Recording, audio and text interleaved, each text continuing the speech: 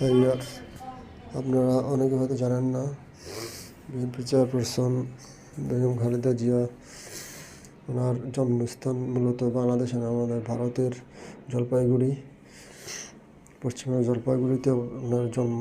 সেখানে তারপরে 47 দেশ ভাগের পর ওনার দিনাজপুরে চলে আসেন। তারপর থেকে বাংলাদেশ স্বাধীন হলে উনি বাংলাদেশেরই নাগরিক।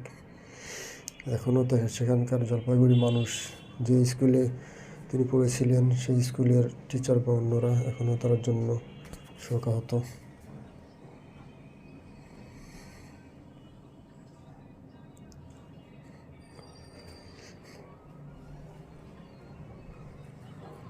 সবাই অনেক দুঃখ প্রকাশ করছেন তার জন্য।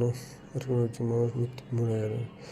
এখন যে আত্মীয়রাও সেই সেই সেখানকার বাড়ি মাঝে মধ্যে যান, যে সময় কাটিয়ে আবার চলে আসেন। সেখানকার মানুষ খুবই ব্যথিত বেগম খালেদা জিয়ার মৃত্যুতে। মহান আল্লাহ তাকে জান্নাত নসিব করুন, আমরা সেই দোয়া করি। আমিও জানতাম না, এই খবর থেকে জানলাম যে ওনার জন্মস্থান ভারতের জলপাইগুড়িতে।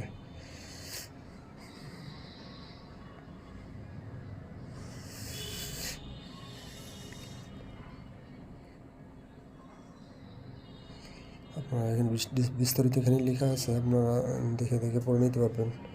একটু সমস্যা হলে থামিয়ে নেবেন, থামিয়ে নিয়ে নিজেদের মতো সময় নিয়ে পড়বেন আস্তে আস্তে, যে যেভাবে পারেন।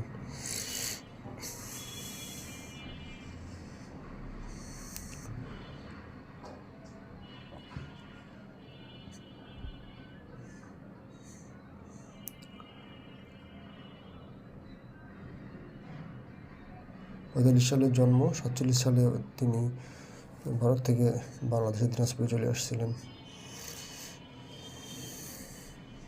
তারপরে শহীদ প্রেসিডেন্ট জিয়াউর রহমানের সাথে ওনার বিয়ে হয়।